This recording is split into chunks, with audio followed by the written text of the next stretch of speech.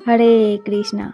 नमस्कार साथियों, आइए जानते हैं कामदा एकादशी अत्यंत पौराणिक व्रत कथा के बारे में।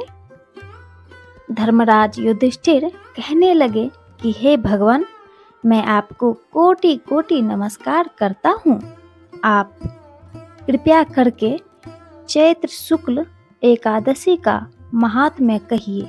श्री कृष्ण कहने लगे कि हे धर्मराज, यही प्रश्न एक समय राजा दिलीप ने गुरु वशिष्ठ जी से किया था और जो समाधान उन्होंने किया वो सब मैं तुमसे कहता हूँ।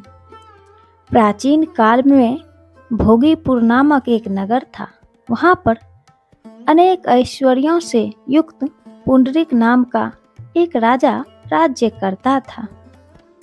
भोगीपुर नगर में अनेक अप्सराएं, किन्नर तथा गंधर्व वास करते थे।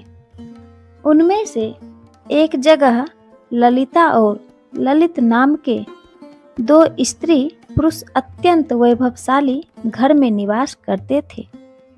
उन दोनों में अत्यंत स्नेह था, यहाँ तक कि अलग अलग हो जाने पर दोनों व्याकुल हो जाते थे। एक समय पुंडरीक की सभा में अन्य गंधर्वों सहित ललित भी गान कर रहा था। गाते गाते उसको अपनी प्रिय ललिता का ध्यान आ गया और उसका स्वर भंग होने के कारण गाने का स्वरूप बिगड़ गया। ललित के मन में भाव जानकर कारकोट नामक नाग ने पद भंग होने के कारण राजा से कह दिया। तब पुंडरीक ने क्रोध पूर्वक कहा कि तू मेरे सामने गाता हुआ अपनी स्त्री का स्मरण कर रहा है, अतः तू कच्चा मांस और मनुष्यों को खाने वाला राक्षस बनकर अपने किए कर्म का फल भोग। पुंडरीक के श्राप से ललित उसी क्षण महाकाय विशाल राक्षस हो गया। उसका मुख अत्यंत भयंकर, नेत्र सूर्य चंद्रमा की तरह प्रदीप्त तथा मुख से अग्नि निकलने लगी। उसकी नाक पर्वत की कंदरा के समान विशाल हो गए और गर्दन पर्वत के समान लगने लगी।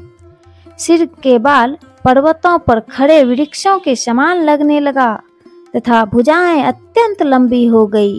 कुल मिलाकर उसका शरीर 8 योजन का विस्तार में हो गया था। इस प्रकार राक्षस होकर वह अनेक प्रकार के दुख भोगने लगा। जब उसकी प्रियतमा ललिता को यह वृत्तांत मालूम हुआ तो उससे अत्यंत खेद हुआ और वह अपने पति के उद्धार का यत्न सोचने लगी। वह राक्षस अनेक प्रकार के घोर दुख सहता हुआ घने वनों में रहने लगा। उसकी स्त्री उसके पीछे पीछे जाती और विलाप करती रहती।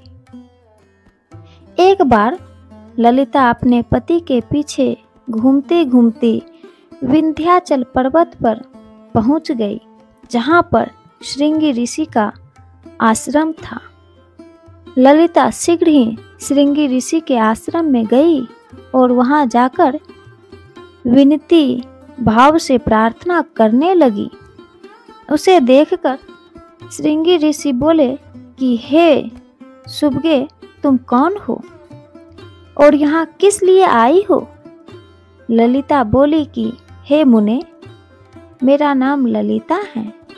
मेरा पति राजा पुंडरीक के श्राप से विशालकाय राक्षस हो गया है। इसका मुझको महान दुख हो रहा है। उसके उद्धार का कोई उपाय बतलाइए। श्रृंगी ऋषि बोले, हे गंधर्व कन्या, अब चैत्र शुक्ल एकादशी आने वाली है, जिसका नाम कामदा एकादशी है। इसका व्रत करने से मनुष्य के सब कार्य सिद्ध होते हैं। यदि तू कामदा एकादशी का व्रत कर उसके पुण्य का फल अपने पति को दे तो वह शीघ्र ही राक्षस योनि से मुक्त हो जाएगा और राजा का श्राप भी अश्वमेध शांत हो जाएगा। मुनि के ऐसे वचन सुनकर ललिता ने चैत्र शुक्ल एकादशी आने पर उसका व्रत किया और द्वादशी को ब्राह्मणों के सामने अपने व्रत का फल अपने पति को देते वे भगवान से इस प्रकार प्रार्थना करने लगी। हे प्रभु, मैंने जो यह व्रत किया इसका फल मेरे पति देव को प्राप्त हो जाए, जिससे वह राक्षस योनि से मुक्त हो जाए। एकादशी का फल देते ही उसका पति राक्षस योनि से मुक्त होकर अपने पुराने स्वरूप को प्राप्त हुआ। फिर अनेक सुंदर वस्त्र भूषणों से युक्त होकर ललिता के साथ विहार करने लगा। उसके पश्चात वे दोनों विमान में बैठकर स्वर्ग लोक को चले गए। वशिष्ठ मुनि कहने लगे कि हे राजन, इस व्रत को विधि पूर्वक करने से समस्त पाप नाश हो जाते हैं तथा राक्षस आदि की योनि भी छूट जाती है। संसार में इसके बराबर कोई और दूसरा व्रत नहीं है।